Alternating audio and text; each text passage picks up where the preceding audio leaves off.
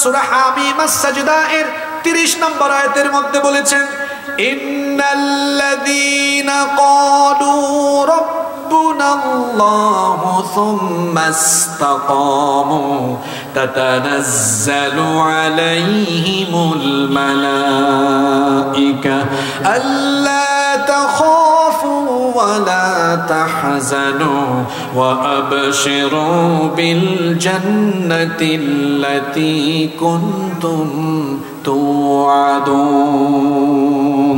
নিশ্চয়ই যারা ঘোষণা করবে আল্লাহ আমার রব, আমাদের রব যিনি, জুড়ে বলেন তিনি কে? ইবনে মাজাহ শরীফে হাদিস এসেছে, পাপ করতে করতে, গুনাহ করতে করতে তওবা না করে যদি গুনাহগার অবস্থায় মালাকুল মউতের সাথে কারো সাক্ষাৎ হয়ে যায়, সেই ব্যক্তির পরকাল যাত্রা কেমন হবে, সেই ব্যক্তির মৃত্যুর ধরন কেমন হবে? আল্লাহর নবী বলেছেন, ফাইদা কানার রাজুলুস সুউ ক্বালা উখরুজি আইয়াতুহান নাফসুল খাবীসাতু কানাত ফিল জাসাদিল খাবীস। আল্লাহর নবী বলেছেন, যখন কোনো পাপী গুনাহগার নিকৃষ্ট লোকের মৃত্যুর সময় চলে আসে, তখন ফেরেশতা তাকে এসে বলে, উখরুজি আইয়াতুহান নাফসুল খাবীসাতু কানাত ফিল জাসাদিল খাবীস। হে নিকৃষ্ট, হে অপবিত্র আত্মা, যে আত্মা এই নিকৃষ্ট দেহে ছিল, উখরুজি দামিমাতাও ওয়া আবশিরি বিহামিমিন ওয়া গাসসাক, তুমি তিরস্কারের সাথে, নিন্দার সাথে জাহান্নামের ফুটন্ত গরম পানি এবং পূজের সুসংবাদ গ্রহণ করো। ওয়া আখারা মিন শাকলিহি আজওয়াজ, অনুরূপ আরো বহু রকমের নিকৃষ্ট জিনিসের সুসংবাদ তুমি গ্রহণ করো। ফামা তাযালু ইউকালু লাহা যালিকা হাত্তা তাখরুজ, তার দেহ থেকে, শরীর থেকে রূহ বের করার আগ পর্যন্ত ফেরেশতা এমন দুঃসংবাদ দিতে থাকবে। আবার মুসনাদে আহমদের ভেতরে হাদিস এসেছে, আল্লাহর নবী বলেছেন, ইন্নাল আবদাল কাফিরা ইযা কানা ফি ইনকিতা'in মিনাদ দুনিয়া ওয়া ইকবালিন মিনাল আখিরাহ, যখন কোনো কাফির পাপী তাপির মৃত্যুর সময় চলে আসে, পরকাল যাত্রার সময় হয়, দুনিয়া ত্যাগ করার সময় হয়ে যায়, নাযালা ইলাইহি মিনাস সামাই মালাইকাতুন সুদুল বুজুহ, তখন নিকৃষ্ট কালো চেহারা বিশিষ্ট কিছু ফেরেশতারা অবতরণ করে, মাহুমুল মুসুহ, তাদের সাথে মোটা জাহান্নামের দুর্গন্ধযুক্ত কাপড়ের কাফন থাকে, ফায়াজলিসুনা মিনহু মাদ্দাল বাসার, তারা ওই পরকাল যাত্রী, মৃত্যু পথযাত্রী লোকটার চোখের দৃষ্টি সীমানা পর্যন্ত বসে থাকে।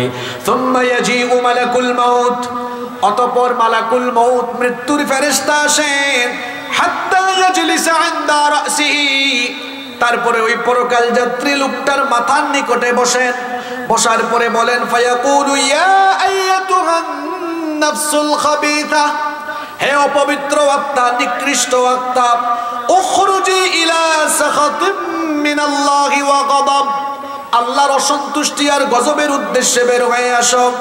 ফাতাফাররাকা ফি জাসাদি, এই কথা বলা মাত্রই তার গোটা দেহে যন্ত্রণা শুরু হয়ে যেতে থাকে। ফায়ান্তাজিউহা কামা ইউনতাজাউস সুফুদু মিনাস সুফিল মাবলুল, আল্লাহর নবী বলেছেন, আল্লাহর নবী বলেছেন, ভেজা পশম থেকে লোহার একটা শিককে টেনে হিচড়ে বের করলে যতটা কষ্ট হয়, এই গুনাহগার লোকটা মরণের সময় তার চাইতে আরো বেশি কষ্ট পাবে। বিভিন্ন রিওয়ায়াতে এসেছে এদের কষ্টের নমুনা কেমন হবে। শাদ্দাদ ইবনে আউস রাদিয়াল্লাহু আনহু বলেছেন, একজন জীবিত মানুষকে ধরে যদি তলোয়ার দিয়ে কেটে 1000 পিস, 1000 টুকরা করা হয়, ওই ব্যক্তি যতটা না কষ্ট পাবে, একজন গুনাহগার মরণের সময় তার চাইতে আরো বেশি কষ্ট পাবে। অন্য রিওয়ায়াতে এসেছে, পাপী তাপীরা মৃত্যুর সময় এত কষ্ট পাবে।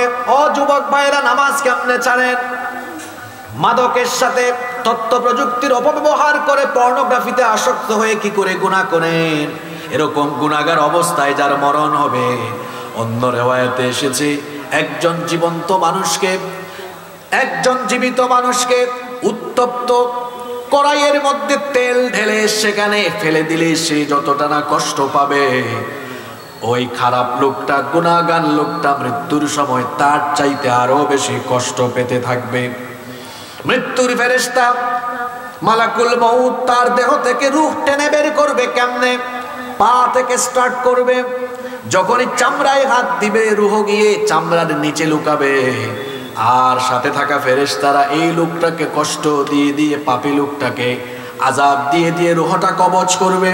কোরআনে কারীমের ৮ নম্বর সূরা সূরাতুল আনফালের 50 নম্বর আয়াতে আল্লাহ তাআলা বলছেন, ওয়ালাউ তারা ইয ইয়াতাওয়াফাল্লাযীনা কাফারুল মালাইকাতু ইয়াদরিবুনা ওয়ুজুহাহুম ওয়া আদবারহুম ওয়া যুকু আযাবাল হারিক। আল্লাহ তাআলা বলছেন, যদি আপনি দেখতেন কাফেরদের মৃত্যুর সময়ে ফেরেশতারা তাদের চেহারার উপরে আর পিঠের মধ্যে আঘাত করে করে কেমনে তাদের রূহ কবজ করে। আবার আল্লাহ তাআলা কোরআনে কারীমের 6 নম্বর সূরা সূরাতুল আনআমের 93 নম্বর আয়াতের মাঝের অংশে বললেন, ওয়ালাউ তারা ইযিয الظالمون في غمرات الموت والملائكة باسطوا أيديهم أخرجوا أنفسكم اليوم تجزون عذاب الهون بما كنتم تقولون على الله غير الحق وكنتم عن آياته تستكبرون। আল্লাহ তাআলা বলছেন, নবী আপনি যদি দেখতেন জালেমরা যখন মৃত্যুর সময় চলে যায়, মৃত্যুর কষ্টে পড়ে যায়, ফেরেশতা এমন ভাবে তাকে আঘাত করতে থাকে, এমন ভাবে তাকে কষ্ট দিতে থাকে, একটা সময় ফেরেশতা কষ্ট দিতে দিতে তারপরে বলে, এই জালেম তোর জান তুই নিজেই এবার বের কর। এই রকম করে কষ্ট দিয়ে দিয়ে অপমানজনক অবস্থায় তার মৃত্যু হয়। কোরআনে আল্লাহ বলেছেন, যারা গুনাহগার অবস্থায় দুনিয়া থেকে বিদায় নিবে এদেরকে অপমানের মৃত্যু যিনি দান করবেন, জোরে বলেন তিনি কে? অপমানের মৃত্যু থেকে পানা চাইবেন, ইজ্জতের হায়াত আল্লাহর কাছে চাইবেন, ইজ্জতের মওত আল্লাহর কাছে চাইবেন। পৃথিবীতে এমন বহু মানুষ আছে বেইজ্জত হয়ে বাঁচে, বেইজ্জত হয়ে মরে। বলেন তো সমাজের মধ্যে এমন নমুনা আছে না নাই? আরো জোরে বলেন আছে না নাই? এজন্য আল্লাহর কাছে সবসময় ইজ্জত চাইবেন, সম্মান চাইবেন, কারণ ইজ্জত সম্মান দেওয়ার একমাত্র মালিক যিনি, জোরে বলেন তিনি কে? যে যখন এই গুনাহগার লোকটাকে কষ্ট দিয়ে দিয়ে রূহ কবজ করা হবে, এই পাপী লোকটা তখন চিৎকার করে করে বলবে, ফেরেশতারা এত কষ্ট দাও কেন? ফেরেশতারা বলবে, তুই তো জালেম ছিলি, গুনাহগার ছিলি। কোরআনে কারীমের 16 নম্বর সূরা সূরাতুন নাহালের 28 নম্বর আয়াতে রব্বুল আলামিন বলছেন, আল্লাযীনা তাতাওয়াফাহুমুল মালাইকাতু যালিমি আনফুসিহিম ফাআলকাউস সালামা মা কুন্না না'মালু মিন সু বালা ইন্নাল্লাহা আলীমুম বিমা কুনতুম তা'মালুন। আল্লাহ তাআলা বলছেন, এই জালেমরা যখন মৃত্যুপথযাত্রী অবস্থায় থাকবে তখন তারা ফেরেশতাদেরকে বলবে, কেন আমাদেরকে এত কষ্ট দাও? মা কুন্না না'মালু মিন সু, আমরা তো কোনো খারাপ কাজ করি নাই, আমরা কোনো পাপ করি নাই, আমরা কোনো গুনাহের কাজ করি নাই। তখন তাদেরকে বলা হবে, বালা ইন্নাল্লাহা আলীমুম বিমা কুনতুম তা'মালুন, অবশ্যই অবশ্যই তোমরা যা করেছো, তোমাদের সকল কর্মকাণ্ড সম্পর্কে যিনি সবকিছু জানেন। গলার আওয়াজ বড় করে বলেন তিনি কি? ফেরেশতা এই গুনাহগার লোকটাকে কষ্ট দিয়ে দিয়ে, আযাব দিয়ে দিয়ে যখন তার রূহটাকে একেবারে গলার কাছে একেবারে নিয়ে আসবে, কণ্ঠগত যখন তার জান হয়ে যাবে, আল্লাহ তাআলা কোরআনে কারীমে এই চিত্রের কথা এভাবে তুলে ধরেছেন। কোরআনে কারীমের 75 নম্বর সূরাতুল কিয়ামা এর 26 নম্বর আয়াত থেকে আল্লাহ তাআলা বলছেন, কাল্লা ইযা বালাগাতিত التراقي وقيل من راق وظن أنه الفراق والتفت الساق بالساق إلى ربك يومئذ المساق الله تعالى বলছেন কাল্লা ইযা বালাগাতিত তারাকি কখনো নয় যখন এই জালিম এই গুনাহগারদের জান রূহ যখন একেবারে গলা পর্যন্ত চলে আসবে তাকে বলা হবে ওয়াকিল মান রাক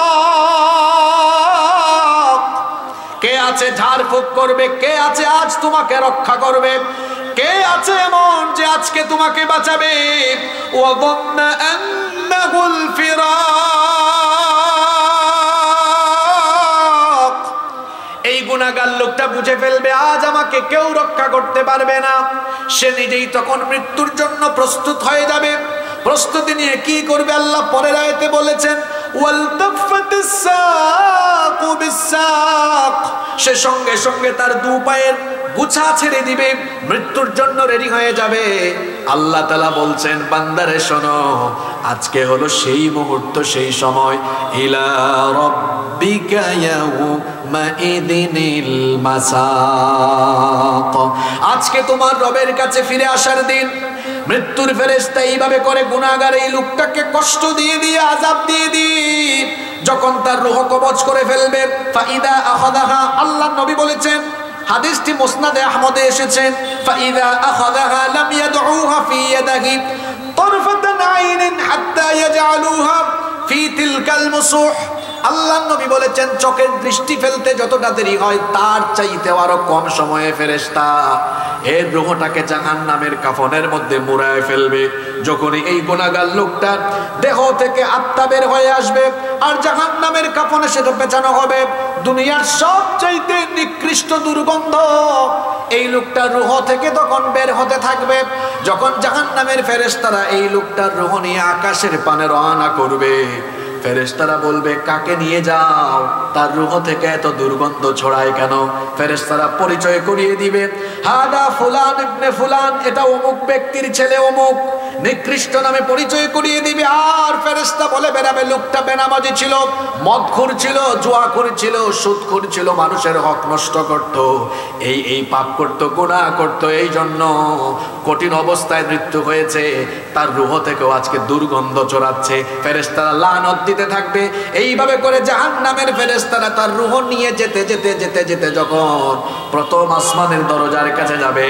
আসমানের দারওয়ান ফেরেশতার কাছে পারমিশন চাইবে আকাশের দরজাটা খুলে দাও প্রথম আসমানের দারওয়ান ফেরেশতারা বলবেন নেভার এভার কখনো না এই গুনাহগারের জন্য এই গুনাহগার পাপী লোকটার জন্য আসমানের দরজা খোলা হবে না এর কারণ হলো এটা আল্লাহর ঘোষণা কোরআনে কারীমের 7 নম্বর সূরা সূরাতুল আরাফের 40 নম্বর আয়াতে আল্লাহ তাআলা বলছেন লা তুফাত্তাহু লাহুম আবওয়াবুস সামাই ওয়া লা ইয়াদখুলুনাল জান্নাতা হাত্তা ইয়ালিজাল জামালু ফি সাম্মিল খিয়াত আজকে এদের জন্য আসমানের দরজা খোলা হবে না এরা জান্নাতেও ঢুকতে পারবে না এদের জন্য জান্নাতে ঢোকা আজকে ততটা কঠিন লা ইয়াদখুলুনাল জান্নাতা হাত্তা ইয়ালিজাল জামালু ফি সাম্মিল খিয়াত সুইয়ের ছিদ্র দিয়ে উট প্রবেশ করা সহজ না কঠিন সুইয়ের ছিদ্র ছোট না বড় আপনারা রংপুরে এটাকে সুই বলেন তাই তো তো সুইয়ের ছিদ্র দিয়ে উট প্রবেশ করা যেমন কঠিন আল্লাহ বলছেন এই গুনাহগার পাপীরা জান্নাতে যাওয়াও তার চাইতে আরো কঠিন এইভাবে করে পাপী তাপীদের রূহকে কবজ করা হবে প্রথম আসমানে যাওয়া হবে পারমিশন দেওয়া হবে না এরপরে তার রূহকে সিজ্জিনে পাঠিয়ে দেওয়া হবে সিজ্জিন কি সিজ্জিন হচ্ছে জাহান্নামী পাপী তাপীদের রূহকে সংরক্ষণের জায়গা এটার নাম কি সিজ্জিন মৃত্যুর কয়টা ধরন বলছিলাম জোরে বলেন কয়টা এটা একটা ধরন বললাম এরা কারা নেককার না বদকার খবর আছে পাপ করেন না, গুনাহ করেন না, নামাজ ছাইরেন না, মানুষের হক মাইরা খাইয়েন না, পাপ করিয়েন না, রাতের বেলা ইন্টারনেটে আসক্ত হয়ে গুনাহ করিয়েন না। খবর আছে ভাই, বিপদ আছে। এই যে আপনি নাটক সিনেমাটোগ্রাফি দেখতে দেখতে নাপাক শরীরে ঘুমান, আল্লাহর ভয় কি আপনার ভেতরে নাই? এই অবস্থায় যদি নাপাক শরীরে মারা যান, নবীজির হাদিসটা একটু মাথায় রাখেন। আল্লাহর নবী বলেছেন, ইউবাতু কুল্লু আবদিন আলা মা মাতা আলাইহি। মানুষ যে অবস্থায় মারা যাবে ওই অবস্থায় হাসরের ময়দানে উঠবে।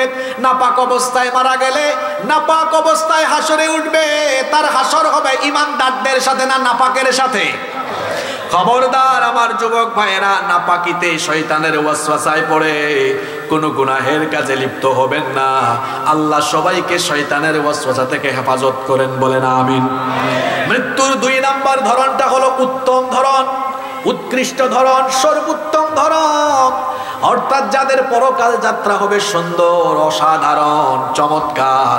আল্লাহ এমন যাত্রা আমাদের সকলকে তুমি নসিব করে দিও, বলেন আমিন। আরো আসতে বলেন আমিন। উত্তম মৃত্যু আমরা চাই কি চাই না?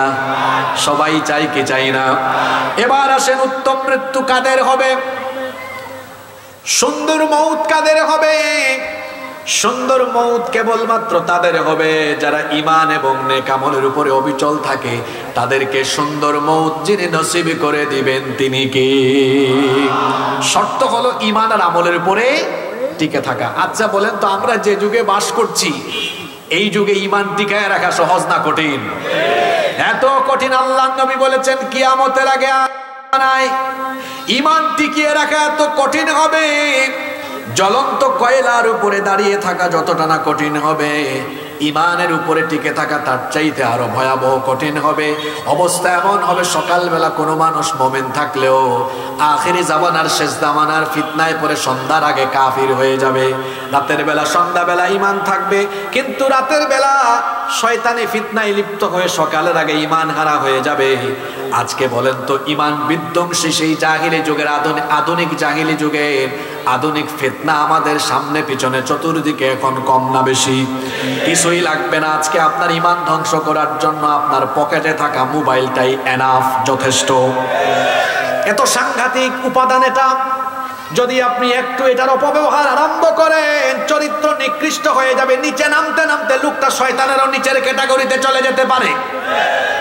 মোবাইল ফোনের অপব্যবহারই আপনাকে ধ্বংস করে দিতে পারে।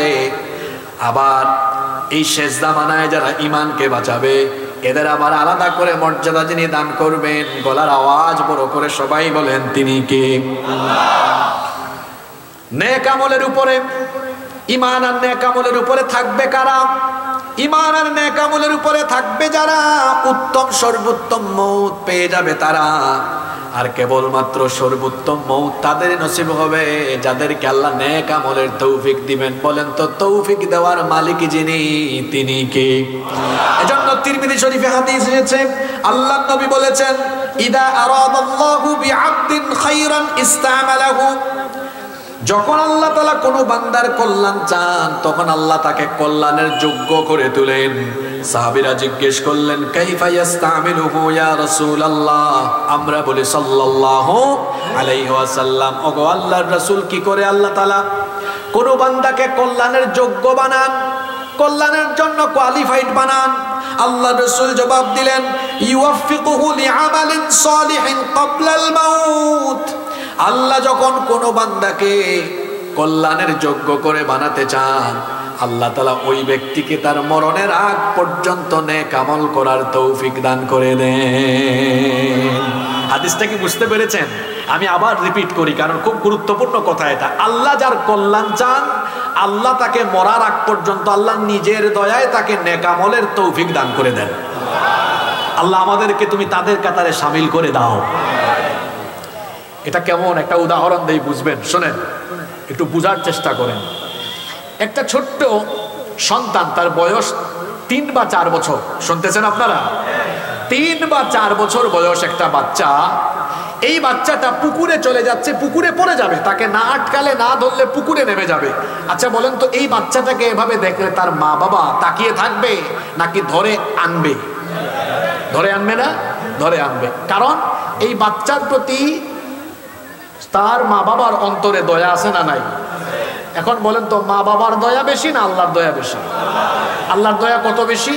হাদিস, দয়াকে আল্লাহ 100 টুকরা করেছেন, এরপরে 1 টুকরা এখানের সবাইকে নয়, শুধু তামাম দুনিয়ার সবাইকে আল্লাহ 1 টুকরা ভাগ করে দিয়েছেন। তার মানে আমিও পাইছি এই 1 টুকরা ভাগ হইয়া যতটুকু পাওয়া যায় ততটুকু। 100 থেকে 1 গেলে বাকি থাকে কত? এই 99 টুকরা দয়া কার কাছে রেখেছেন? জোরে বলেন, কার কাছে? তো মা যদি এই 1 টুকরা দয়া থেকে অল্প একটু পাইয়া সন্তানকে পানিতে যাতে না পড়ে ফিরাইয়া আনে, যারা আল্লাহর প্রিয় বান্দা হয়ে যায়, আল্লাহ তাআলা তখন দয়া করে তাকে জাহান্নামের রাস্তা থেকে ফিরাইয়া জান্নাতের পথে পরিচালিত করে। সুবহানাল্লাহ।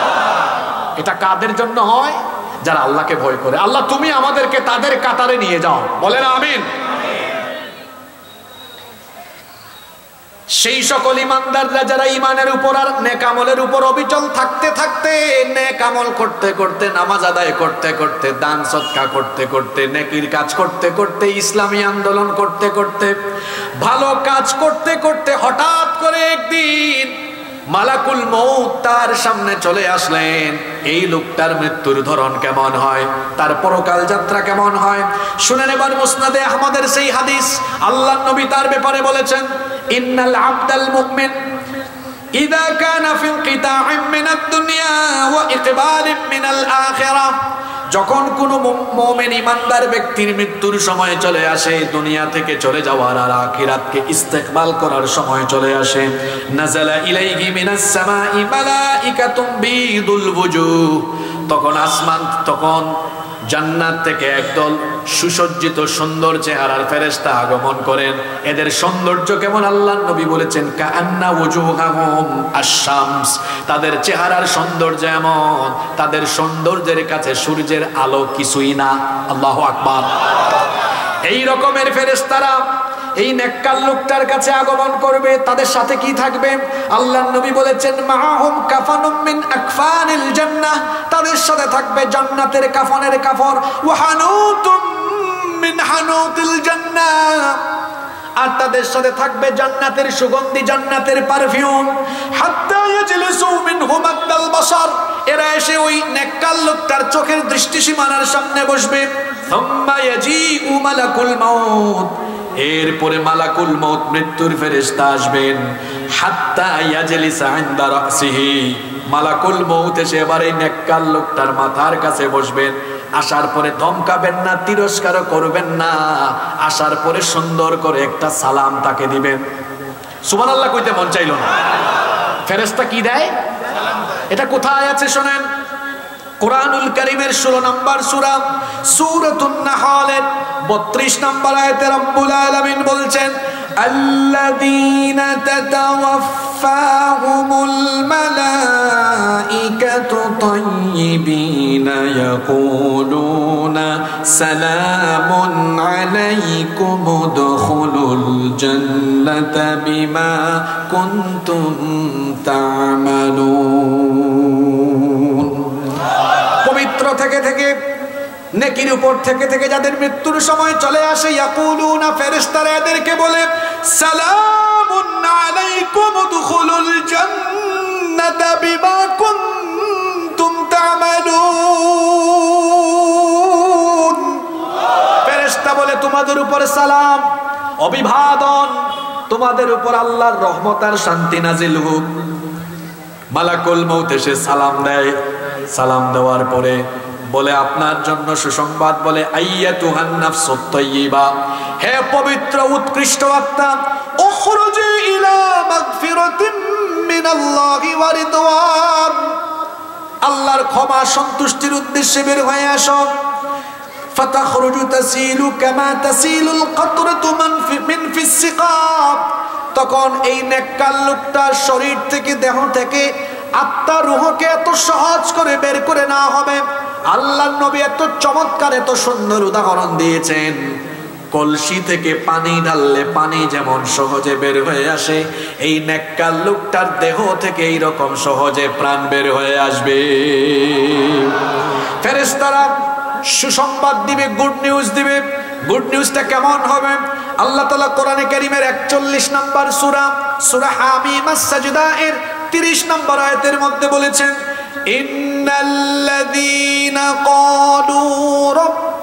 الله ثم استقاموا تتنزل عليهم الملائكة ألا تخافوا ولا تحزنوا وأبشروا بالجنة التي كنتم توعدون নিশ্চয়ই যারা ঘোষণা করবে আল্লাহ আমার রব, আমাদের রব যিনি, জুড়ে বলেন তিনি কে?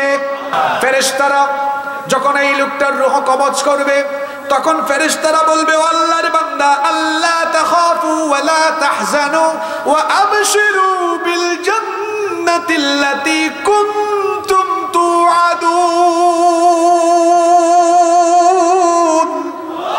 তোমার সাথে যে জান্নাতের ওয়াদা করা হয়েছে সেই জান্নাতে যাওয়ার জন্য তুমি প্রস্তুত হও। তোমার জন্য কোনো ভয় নাই, টেনশন নাই, দুশ্চিন্তা নাই। আল্লাহর জান্নাতের জন্য প্রস্তুত হয়ে যাও। একটা বাচ্চা কান্না করলে তার মা এসে কোলে নিয়ে যখন তাকে দুধ পান করায়, সেই ছোট্ট বাচ্চাটি যেমন মায়ের কোলে দুধ পান করে করে আরাম করে ঘুমায়া যায়, ফেরেশতারা জান্নাতের সুসংবাদ দিয়ে এই নেককার লোকটার চোখের সামনে আল্লাহর প্রস্তুতকৃত জান্নাতের দৃশ্য যখন তুলে ধরবে, এই নেককার লোকটা জান্নাতের নয়নাভিরাম দৃশ্য দেখতে দেখতে আরাম করে চিরতরে ঘুমায়া যাবে। আল্লাহ এমন মৃত্যু আমাদের সবাইকে তুমি নসিব করে দিও, বলে না আমিন। এবার তার রূহটাকে জান্নাতের কাফনে মুড়ানো হবে, সঙ্গে সঙ্গে তার এই পবিত্র আত্মা থেকে দুনিয়ার সবচাইতে উৎকৃষ্ট সুগন্ধ বের হতে থাকবে। আল্লাহু আকবার। ফেরেশতারা যখন নিয়ে যাবে তখন অন্যান্য ফেরেশতারা জিজ্ঞেস করবে এটা কোন ব্যক্তির রূহ। ফেরেশতারা পরিচয় করাই দিবে হাদা ফুলান ইবনে ফুলান, এটা অমুক এলাকার অমুক ব্যক্তির সন্তান। লোকটা বড় ভালো ছিল, আজান হলি নামাজে সবার আগে লোকটা মাহফিলে যেত, কোরআন শুনতো, নিজে কোরআন তেলাওয়াত করতো, কোরআন শিখেছে, বুঝেছে, পড়েছে, আমল করেছে, অন্যায় অপকর্ম থেকে বিরত থেকেছে, হারাম উপার্জনের ধারে কাছেও যায় নাই। লোকটা তার মা বাপের খেদমত করেছে, শিক্ষককে সম্মান করেছে, বড়দেরকে সম্মান করেছে, ছোটদেরকে স্নেহ করেছে, কোনোদিন গুনাহ করে নাই। ঈমান আর নেক আমলের উপর অবিচল থাকতে থাকতে তার মরণ হয়েছে। এই অবস্থায় তার রূহকে আমরা নিয়ে যাচ্ছি, প্রথম আসমানে যাওয়া হবে, অনুমতি চাওয়া হবে, ফেরেশতারা সম্মানের সাথে অভিবাদন জানাবে। এই রকম করে তার রূহটাকে উপরের দিকে ইল্লিন পর্যন্ত নেওয়া হবে। ইল্লিন থেকে তারপরে বলা হবে এবার তার রূহটাকে আবার তার কবরে ফিরিয়ে দেওয়া হবে, এবার তার রূহটাকে কবরে আবার ফিরিয়ে দাও। আর জান্নাতের ফেরেশতারা তখন আবারও তাকে সুস্বাগতম এভাবে জানাবে। কোরআনে কারিমে এই সুস্বাগতমের ধরনও আল্লাহ বলে দিয়েছেন। কোরআনে কারিমের 89 নম্বর সূরা সূরাতুল ফজরের 27 নম্বর আয়াত থেকে আল্লাহ বলছেন তাকে তখন বলা হবে, যারা পারেন আমার সাথে পড়েন, ইয়া আইয়াতুহান নাফসুল মুতমাইন্নাতু রজিই ইলা রাব্বিকি রাদিয়াতাম মারদিয়াহ ফাদখুলি ফি ইবাদি ওয়াদখুলি জান্নাতি। বলা হবে হে প্রশান্ত আত্মা,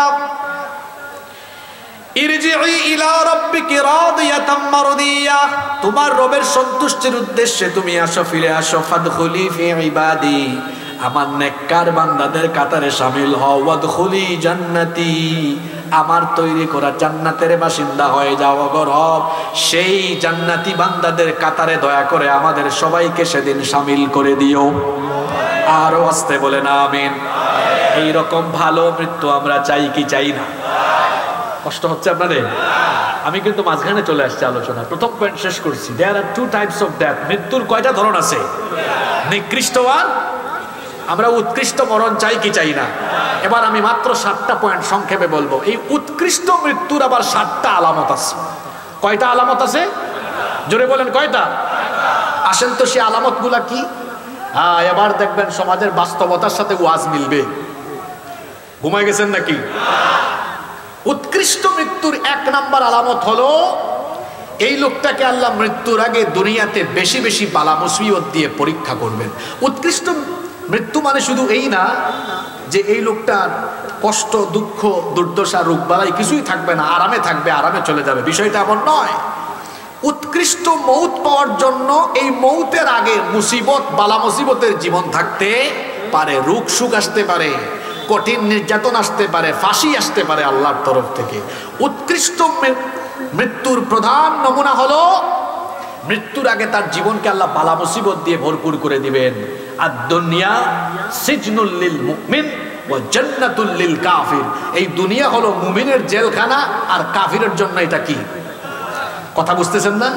কাফিরের জন্য এটা জান্নাত, আর মুমিনের জন্য দুনিয়া কষ্টের জায়গা। মুমিন দুনিয়ায় থাকে আর জান্নাতে যাওয়ার অপেক্ষা করে। সে অপেক্ষা করে কখন এই পচা দুর্গন্ধযুক্ত দুনিয়া ছেড়ে আল্লাহর জান্নাতে আমরা যাব। আল্লাহু আকবার। উৎকৃষ্ট মৃত্যুর এক নাম্বার নমুনা হলো মরণের আগে তার জীবনে বালা মুসিবত পরীক্ষা থাকবে, কম না বেশি? এবার আসেন সরাসরি হাদিস শরীফ থেকে শুনি। বুখারী শরীফের হাদিস, আল্লাহর নবী বলেছেন, মান ইউরিদিল্লাহু বিহি খায়রান ইউসিবু মিন।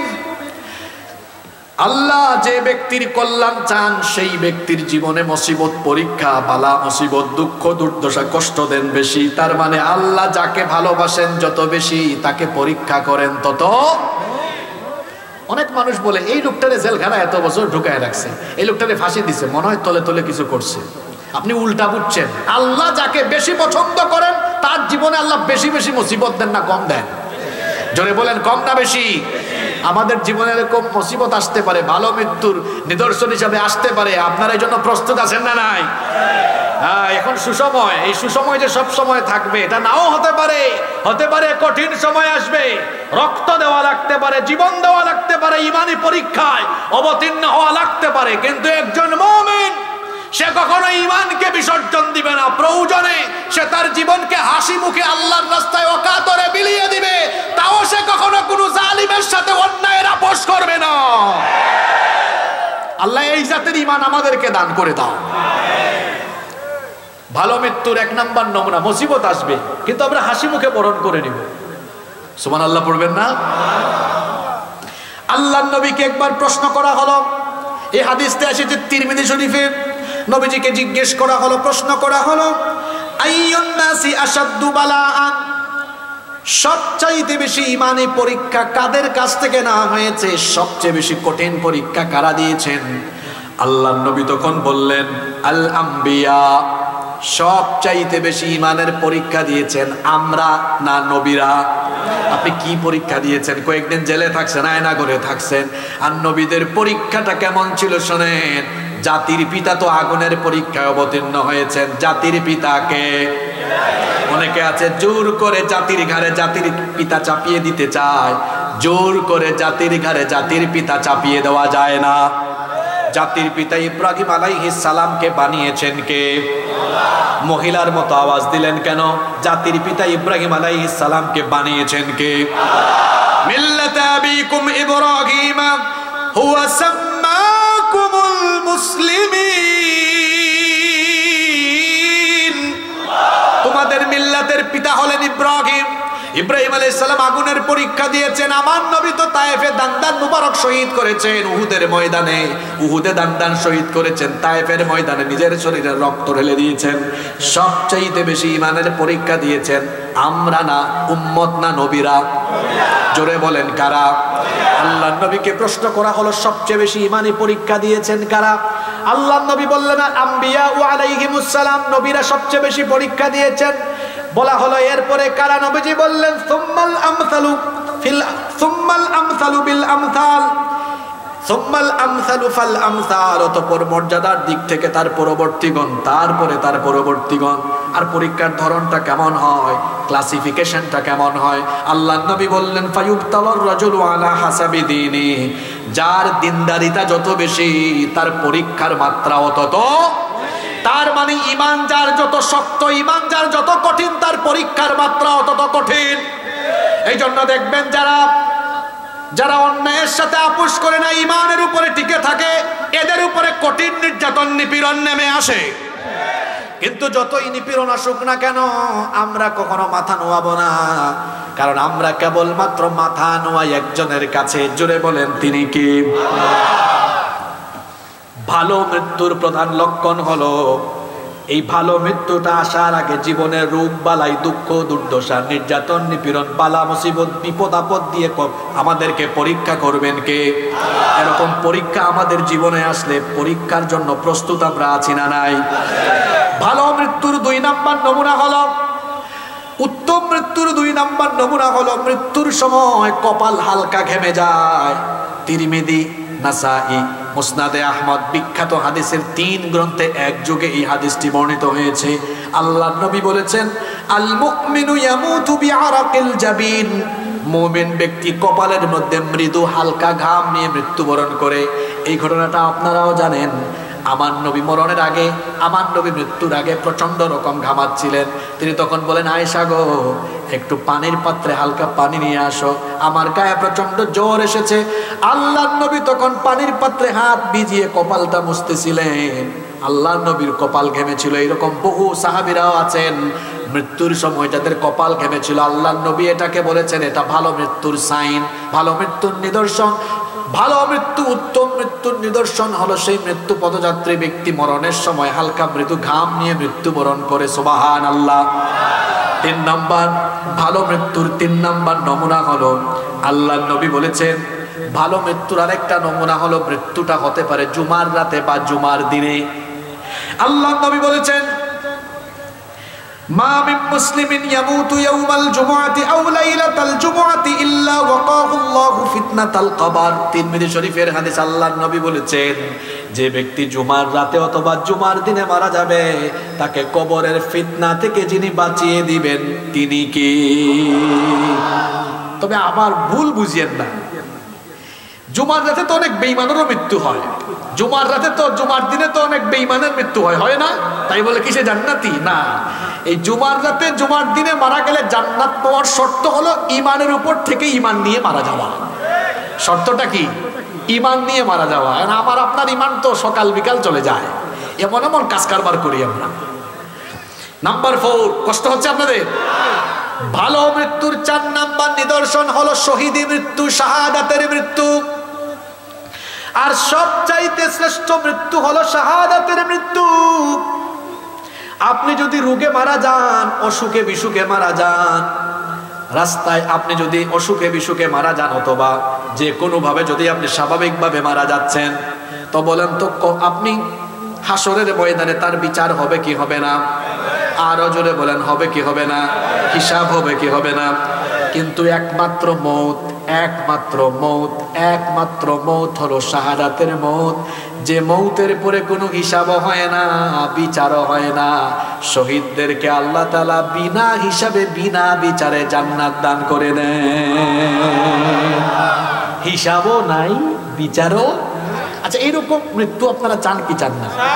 আপনারা চাইলে চান বা না চাইলে না, আমি জানি না কে চান, কিন্তু রাসূল কি বলেছেন শুনেন। আমার রাসূল বলেছেন, আমার মনটা চায় জিহাদের ময়দানে গিয়ে আমি শহীদ হয়ে যাই, আবার আমাকে জীবন দেওয়া হলে আমার মনটা চায় আবার গিয়ে শহীদ হয়ে যায়, আবার আমাকে জীবন দিলে আমার ইচ্ছা হয় আবার গিয়ে শহীদ হয়ে যায়। এই রকম করে শহীদ হওয়ার জন্য নবীজি এবং তার সাহাবীরা আকাঙ্ক্ষা ব্যক্ত করেছেন। ওমর রাদিয়াল্লাহু আনহুর নাম তো আমরা সবাই জানি।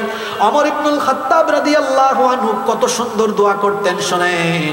তিনি বলতেন, আল্লাহুম্মা রযুকনি শাহাদাতান ফি সাবিলিক ওয়াজআল মাউতি ফি বালাদি রাসূলিক।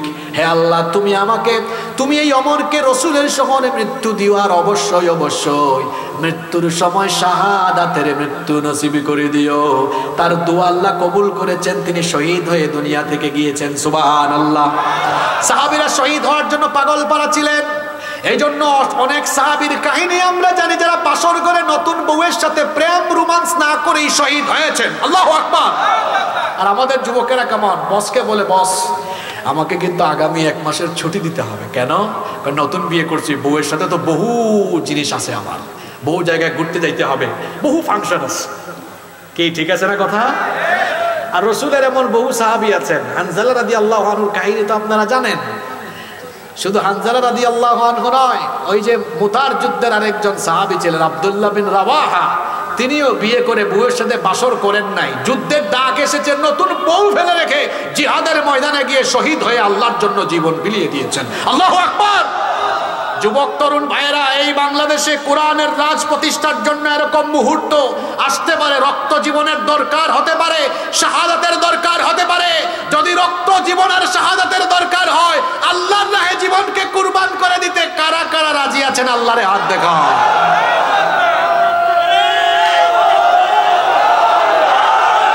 এবার সুসংবাদ শুনেন, এখানে যদি শহীদ কেউ নাও হন, আল্লাহ রাসূল বলেছেন, মান সাআলাল্লাহু শাহাদাতি বিসিদকিন বাল্লাগাহুল্লাহু মানাজিলাশ শুহাদাই ওয়া ইম্মাতা আলা ফিরাশি।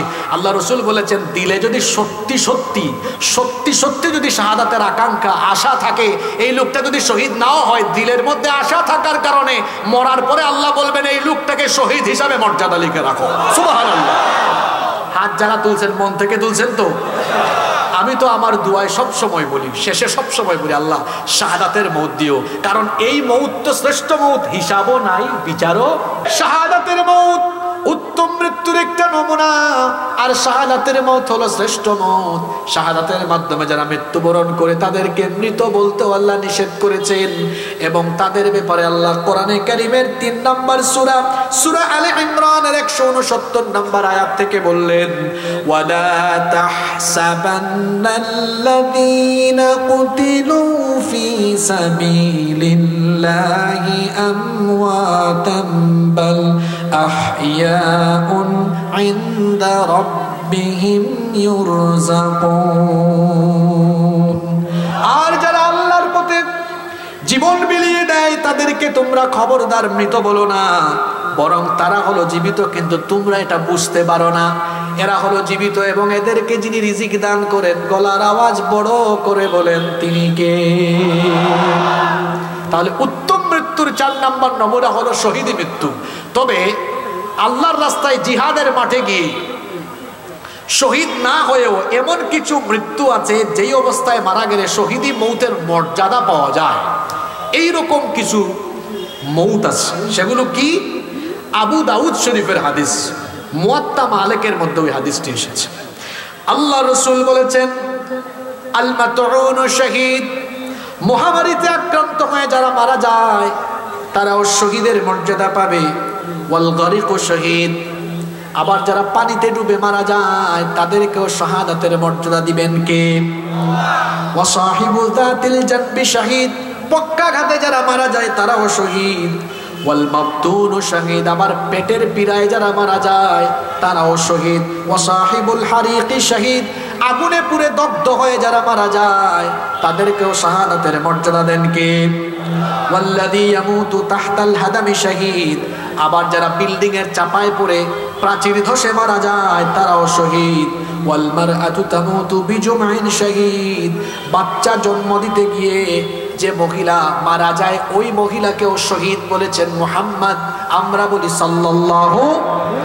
আবার আল্লাহর নবী অন্য হাদিসে আরো বলেছেন, মান কুতিলা দুনা মালিহি ফাহুয়া শহীদ, যে ব্যক্তি তার নিজের মাল সম্পদ রক্ষার জন্য শহীদ হবে সেও শহীদি মর্যাদা পাবে। ওয়া মান কুতিলা দুনা দীনিহি ফাহুয়া শহীদ, আবার যারা দ্বীন রক্ষার জন্য শহীদ হবে, দ্বীন রক্ষার জন্য জীবন দিবে, তারাও শহীদ। এই বাংলাদেশে দ্বীন রক্ষার জন্য, দ্বীন প্রতিষ্ঠার জন্য জীবনের দরকার হলে জীবন দিয়ে দিলে শহীদ হিসাবে গ্রহণ করে নেবেন কে? এজন্য আমরা প্রস্তুত আছি না নাই? ওয়া মান কুতিলা দুনা দামিহি ফাহুয়া শহীদ, আত্মরক্ষার জন্য, আত্মরক্ষা করতে গিয়ে যে ব্যক্তি নিহত হবে তাকেও শহীদ বলেছেন মুহাম্মদ, আমরা বলি সাল্লাল্লাহু। ওয়া মান কুতিলা দুনা আহলিহি ফাহুয়া শহীদ, নিজের পরিবার পরিজনকে বাঁচাতে গিয়ে যে নিহত হবে সেই ব্যক্তিকেও শহীদ বলেছেন মুহাম্মদ, আমরা বলি সাল্লাল্লাহু আলাইহি ওয়াসাল্লাম। এই যে হাদিসে এতগুলো মানুষের কথা, প্রায় 9-10 প্রকারের মানুষের কথা বলে ফেলেছি, এরা যদি জিহাদেও শহীদ না হয়, এই অবস্থায় মারা গেলে শহীদি মর্যাদা এদেরকে যিনি দান করে দিবেন তিনি কে? আবার যারা আল্লাহর জন্য, আল্লাহর দ্বীনের প্রয়োজনে ইসলামী রাষ্ট্রের সীমানা পাহারা দিতে গিয়ে কিংবা দায়িত্বশীলের কথা শুনতে গিয়ে যদি পাহারার দরকার হয় আর সে যদি পাহারা দেয়, ওই ব্যক্তিকেও শহীদের মর্যাদা দিয়ে দিবেন কে? মুসলিম শরীফের হাদিস, আল্লাহর নবী বলেছেন, রিবাতুন ইয়াউমিন ওয়া লাইলাতিন খায়রুম মিন সিয়ামি শাহরিন ওয়া কিয়ামি। আল্লাহর নবী বলেছেন, আল্লাহর রাস্তায় আল্লাহর দ্বীনের জন্য প্রয়োজন পড়লে কেউ যদি এক রাত অথবা একদিন পাহারা দেয়, সেটা 1 মাসের রোজা কিংবা 1 মাসের তাহাজ্জুদের চাইতেও উত্তম। সুবহানাল্লাহ। আল্লাহর নবী আরো বলেছেন, ওয়া ইম্মাতা জারা আলাইহি আমালুহু আল্লাযী কানা ইয়ামালুহু ওয়া উজরিয়া আলাইহি রিজকুহু ওয়া আমিনাল ফাত্তান। আল্লাহর নবী বলেছেন, যদি এই ব্যক্তি পাহারা দিতে গিয়ে মারাও যায়, সেই ব্যক্তির আমলের ধারা হবে না, কবরে গিয়েও সওয়াব তার চলতে থাকবে। শুধু তাই নয়, তাকে আল্লাহ শাহাদাতের রিজিক দান করে দিবেন এবং কিয়ামতের দিন আযাব আর গজবের সকল ফিতনা থেকে বাঁচিয়ে তাকে যিনি জান্নাত দান করে দিবেন তিনি কে? কয়টা পয়েন্ট বলছি? 4টা বলছি। কয়টা? 4টা। ভালো মৃত্যুর 5 নাম্বার নমুনা হলো সৎ আমলের উপর থাকা, নেকির কাজ করতে করতে মারা যাওয়া। এজন্য মুসনাদে আহমদে হাদিস এসেছে, আল্লাহর নবী বলেছেন, মান ক্বালা লা ইলাহা ইল্লাল্লাহু ইবতিগা ওয়াজহিল্লাহি খুতিমা লাহু বিহা দাখালাল জান্নাহ। আল্লাহর নবী বলেছেন, যে ব্যক্তি লা ইলাহা ইল্লাল্লাহর ঘোষণা দিয়ে এর উপর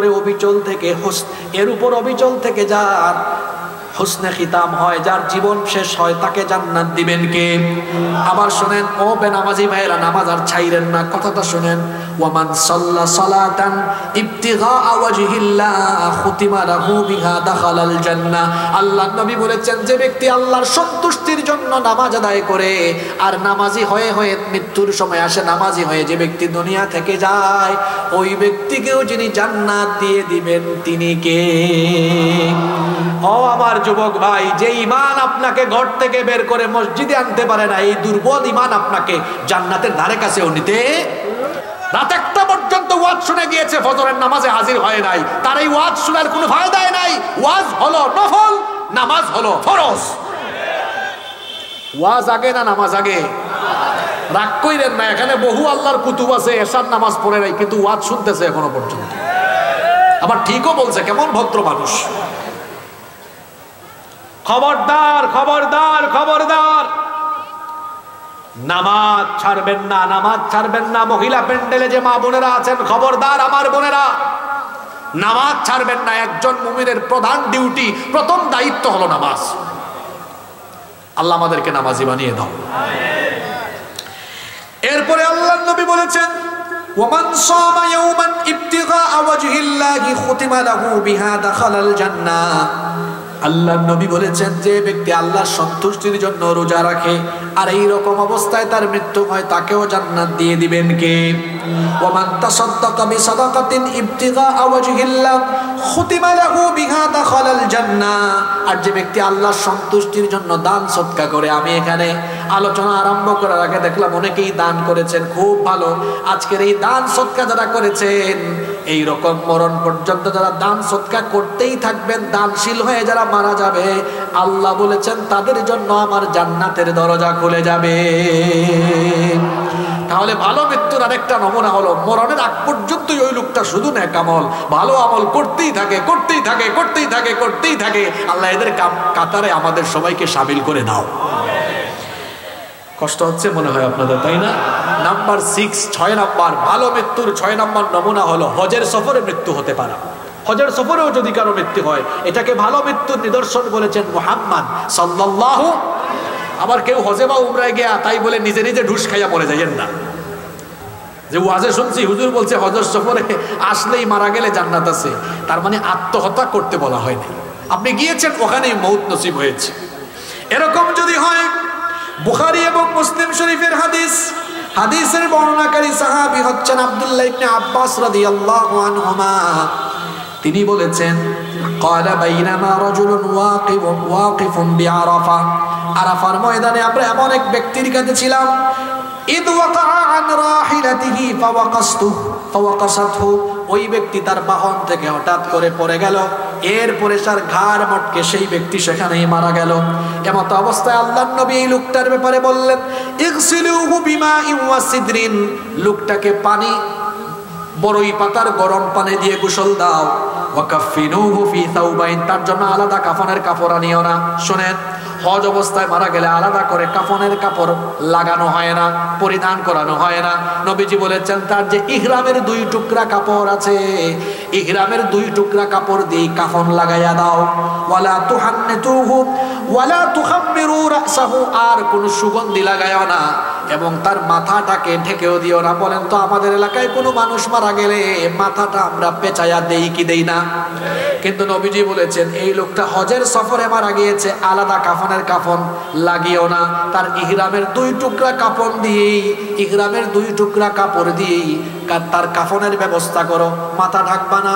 আবার সেই লোকটার কাফনের কাপড়ে কোনো সুগন্ধিও লাগাবা না। এর কারণ হলো আল্লাহর নবী বলেছেন ফাইন্নাহু ইউবআসু ইয়াউমাল কিয়ামাতি মুলাব্বিয়ান, কারণ ইসরাফিলের সিঙ্গার ফুৎকারের পরে এই লোকটা তালবিয়া অর্থাৎ লাব্বাইক আল্লাহুম্মা লাব্বাইক বলতে বলতে হাসরের ময়দানে হাজির হবে। এটা ভালো মৃত্যুর আরেকটা সাইন। অনেক কষ্ট দিচ্ছি আপনাদেরকে আমি। 7 নাম্বার ভালো মৃত্যুর 7 নাম্বার নমুনা হলো মৃত্যুর সময় কালেমা নসিব হতে পারা, মুখ দিয়ে বের হওয়া লা ইলাহা ইল্লাল্লাহু মুহাম্মাদুর রাসূলুল্লাহ সাল্লাল্লাহু। এটা সবার নসিব হবে না, যে ঈমানের উপর থাকবে তার নসিব হবে।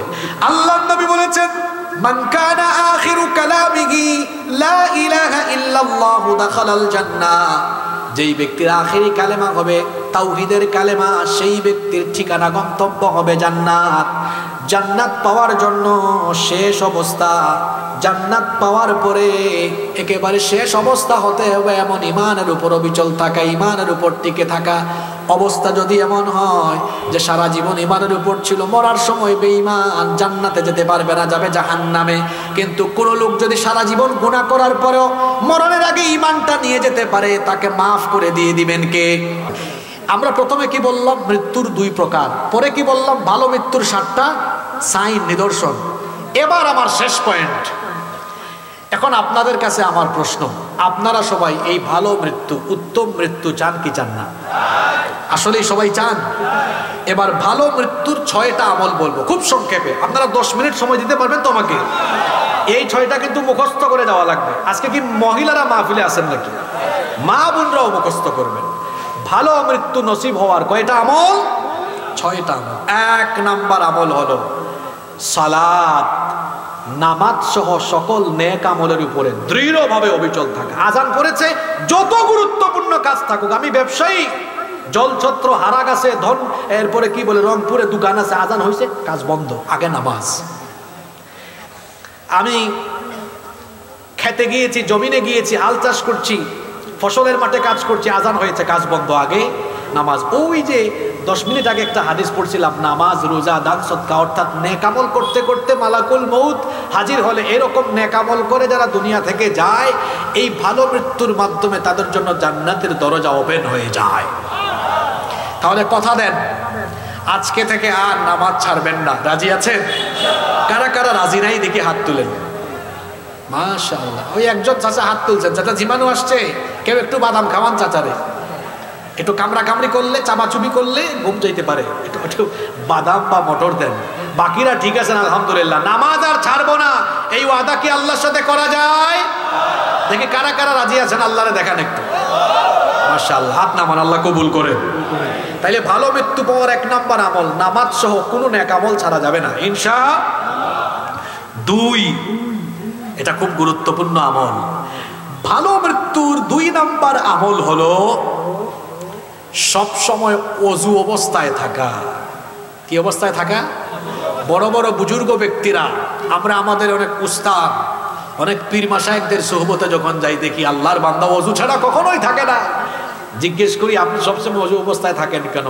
এই হাদিসগুলো আমাদেরকে মনে করায় দেন আর বলেন তোমরা ওযুরত অবস্থায় থাকিও। আল্লাহ তৌফিক দেন আমাদেরকে। নবীজির খাদেম। আচ্ছা বলেন তো আপনি কেমন? আপনার ব্যাপারে আপনার বউয়ের পরে সবচেয়ে ভালো জানবে কে? খাদেম। খাদেম আপনার স্টাফ। রাসূলের খেদমত করেছেন 10 বছর। নাম হলো আনাস ইবনে মালিক রাদিয়াল্লাহু। আনাস রাদিয়াল্লাহু আনহু বলছেন, একদিন রাসূল আমাকে বললেন, ইয়া বুনাই, হে আমার প্রিয় সন্তান, ইনিস্তাতাতা আল্লাহ তাবিতা ইল্লা আলা wudu'in, যদি সম্ভব হয় ওযু ছাড়া কখনো থাকিও না, সব সময় ওযুরত অবস্থায় থাকিও। ফাফআল, সব সময় ওযুরত অবস্থায় থাকিও, এর উপর আমল করিও। ফাইন্নাহু মান আতাহুল মাউত ওয়া হুয়া আলা হুদুইন উতিয়া শাহাদা। কারণ ওযুরত অবস্থায় যদি কেউ থাকে আর এই অবস্থায় যদি মৃত্যুর ফেরেশতা আসে, এই লোকটার মরণ হওয়া মাত্রই লোকটাকে আল্লাহ তাআলা শহীদি মৃত্যুর মর্যাদা দিয়ে দিবে। ভালো মৃত্যুর 2 নম্বর আমল বলছি, সবসময় কি অবস্থায় থাকা?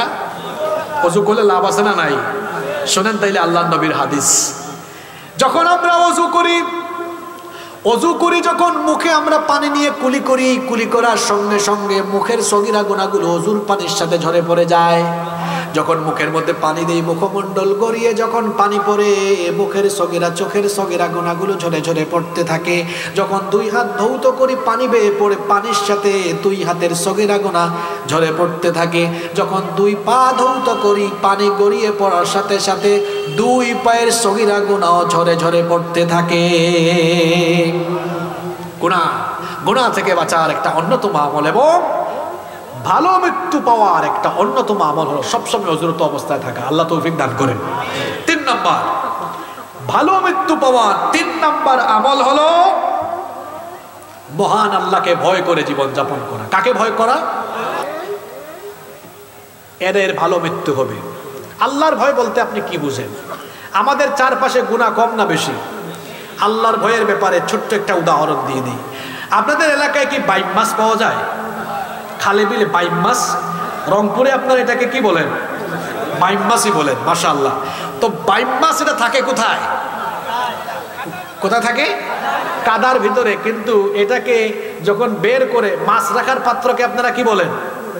খলই।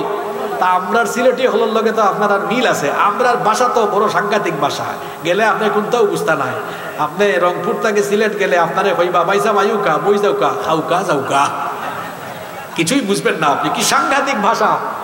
তো যাই হোক, এই খলইয়ের বিষয়টা মিল আছে। আপনি বাইম মাছকে তুলে যখন খলইয়ে রাখবেন, বলেন তো তার গায়ে কি তখন কাদা দেখা যায়? মুত্তাকি হবে বাইম মাছের মতো। বাইম মাছ যেমন কাদায় থাকলেও তার শরীরে কাদা লাগে না। আমি সমাজে এমন ভাবে বাস করব, ডানে বামে গুনাহ আর গুনাহ থাকবে, কিন্তু আল্লাহকে ভয় করে এমন ভাবে চলবো কোনো গুনাহ আমাকে টাচও করবে না। আল্লাহু আকবার। এর নাম তাকওয়া। এর নাম কি? ভালো মৃত্যু 4 নাম্বার আমল হলো অন্তরের মধ্যে শাহাদাতের আশা রাখা, চেতনা রাখা। আল্লাহ গো শহীদ করে নিও, শহীদ করে নিও। ওই যে একটা হাদিস বলছিলাম, আশা থাকলে জিহাদের মাঠে মরণ না হলেও শহীদি মর্যাদা দিবেন কে? ভালো মৃত্যুর 5 নাম্বার আমল হলো আল্লাহর কাছে ভালো মৃত্যুর জন্য দোয়া করা। নামাজ তো আপনারা সবাই পড়েন, এই আমলটা শিখে যান। আল্লাহর নবী বলেছেন, আপনারা যে নামাজের শেষ বৈঠকে একেবারে শেষে দুআয়ে মাসুরা পাঠ করেন, সেটা তো সবাই জানেন। আল্লাহুম্মা ইন্নী যালামতু নাফসি যুলমান কাসীরা ওয়া লা ইয়াগফিরুয যুনুবা ইল্লা আনত ফাগফির লি মাগফিরাতাম মিন ইনদিকা ওয়ারহামনি ইন্নাকা আনতাল গফুরুর রহিম। এরপরে সালাম ফিরায় আসসালামু আলাইকুম। নবীজি বলেছেন, না সালাম ফিরায়ও না, এতটুকু হইলে নামাজ হয়, অসুবিধা নাই। কিন্তু শোনো, আল্লাহর নবী বলেছেন এতটুকু পড়ার পরে সালাম না ফিরাইয়া 4টা বিষয় থেকে আল্লাহর কাছে পানাহ চাও, দোয়া করো। আল্লাহুম্মা ইন্নী আউযু বিকা মিন আযাবিল কবর ওয়া মিন আযাবি জাহান্নাম ওয়া মিন ফিতনাতিল মাহইয়া ওয়াল মামাত ওয়া মিন ফিতনাতিল মাসিহিদ দাজ্জাল। 4টা বিষয় থেকে পানাহ চাইতে বলেছেন মুহাম্মদ। আমরা বলি সাল্লাল্লাহু আলাইহি ওয়াসাল্লাম। কত সুন্দর দোয়া নবীজি শিখিয়েছেন। আল্লাহুম্মা ইন্নী আউযু বিকা মিন আযাবিল কবর, হে আল্লাহ আমাকে কবরের আযাব থেকে বাঁচাও। ওয়া মিন আযাবি জাহান্নাম, জাহান্নামের আযাব থেকে বাঁচাও। ওয়া মিন ফিতনাতিল মাহইয়া ওয়াল মামাত, জীবন আর মৃত্যুর ফিতনা থেকে বাঁচাও। ওয়া মিন ফিতনাতিল মাসিহিদ দাজ্জাল, দাজ্জালের ফিতনা থেকে বাঁচাও। এই 4টা বিষয়ের মধ্যে একটা বিষয় হলো আল্লাহ জীবন আর মরণের সময়ের ফিতনা থেকে আমাদেরকে বাঁচাও। বলেন আমিন। এই 5 নাম্বার আমলের নাম কি? দোয়া। 6 নাম্বার আমল হলো প্রতিদিন অল্প হোক কম হোক আল্লাহর পথে একটু সাদকা করার চেষ্টা করবেন, দান করার চেষ্টা করবেন। কারণ হলো জামে সগীরের মধ্যে হাদিস এসেছে, আল্লাহর নবী বলেছেন আস-সাদাকাতু তাদফাউ মিতাতাস-সু। আল্লাহর নবী বলেছেন সাদকার মাধ্যমে মন্দ নিকৃষ্ট মৃত্যু থেকে আল্লাহ নিরাপত্তা দান করেন। আবার মুসনাদে আহমদের বর্ণনায় হাদিস এসেছে, আল্লাহ নবী বলেছেন, মান তাসাদদাকা বিসাদাকাতিন ইবতিগা ওয়াজহিল্লাহি খুতিমা লাহু বিহা দাখালাল জান্নাহ। যে ব্যক্তি আল্লাহর সন্তুষ্টির উদ্দেশ্যে দান সদকা প্রতিদিন করতে থাকে আর এই অবস্থায় মারা যায়, এই উত্তম মৃত্যুর মাধ্যমে তার জন্য আল্লাহর জান্নাতের দরজা ওপেন হয়ে যায়। এবার আমরা সামারি খুলাসাতে চলে যাব, সারমর্মতে। এই লম্বা সময় ব্যাপী যে আলোচনা হলো, এর একটা সামারি আমরা 1 মিনিটে জানবো। মৃত্যুর ধরন হলো কয়টা? জোরে বলেন, কয়টা? নিকৃষ্ট আর উৎকৃষ্ট। নিকৃষ্ট মৃত্যুটা খুব কষ্টের, খুব যন্ত্রণার। আল্লাহ এমন মৃত্যু থেকে আমাদেরকে রেহাই দিও, হেফাজত করিও। আর 2 নাম্বার উত্তম মৃত্যু, এটা নেককারের জন্য হয়, এটা ভালো মানুষের জন্য হয়। আল্লাহ আমাদেরকে নেককারদের কাতারে শামিল করে দিও। তারপরে বলেছি উত্তম মৃত্যু, নেকির মৃত্যুর আবার কয়টা নিদর্শন আছে, আলামত আছে? 7টা আলামত আছে। এরপরে বলেছি এই উত্তম মৃত্যু পাওয়ার জন্য কিছু আমল করতে হবে। আর কয়টা আমলের কথা বলেছি? এবার আসেন 1 নাম্বার আমল কি ছিল? জোরে বলেন, 1 নাম্বার আমল কি? নামাজ সহ অন্যান্য নেক আমল। নামাজ ছাইড়া দিবেন নাকি? আদায় করবেন তো? তারপরে 2 নাম্বার আমল ছিল সব সময় কি অবস্থায় থাকা? ওযু করবেন ইনশাআল্লাহ। 3 নাম্বার আমল ছিল কি? আল্লাহকে ভয় করে জীবন যাপন করা। 4 নাম্বার কি ছিল? অন্তরে শহীদি তামান্না রাখা। 5 নাম্বার ছিল ভালো মৃত্যুর জন্য দোয়া করা। 6 নাম্বার ছিল প্রতিদিন চেষ্টা করা, অল্প স্বল্প হোক একটু দান করা। এখন মহিলারা বলবেন, হুজুর আমরা কি প্রতিদিন ঘর থেকে বেরোই নাকি, আমরা কেমনে দান সৎকা করবো? তো শিখাই দিই, আপনার বাসার মধ্যে একটা বক্স রাখবেন, বা একটা ওই যে এটাকে কি বলেন আপনারা, বিস্কিট টিস্কিট রাখেন যে কি বয়াম নাকি কি বলেন, বয়াম রাখেন, একটা বক্স রাখেন, ওখানে প্রতিদিন 2 টাকা 3 টাকা 5 টাকা 10 টাকা করে জমান। মসজিদ মাদ্রাসায় দিলেন, দিন প্রতিষ্ঠান আন্দোলন যারা করেন তাদেরকে সহযোগিতা করলেন, ভালো ভালো কাজে দিনই কাজে এটা দিলেন। তাহলে আপনি প্রতিদিন বের না হলে ওই যে প্রতিদিন এটা জমায় রাখলেন, একটা দান বাক্স ঘরের ভিতরে বানায় ফেলেন। তারপরে যখন বেরোইলেন বা কাউকে পাইলেন, কি করলেন? দিয়ে দিলেন। প্রতিদিন অল্প অল্প দান করবেন, কারণ নবীজি বলেছেন ভালো মৃত্যু পাওয়ার এটাও একটা আমল।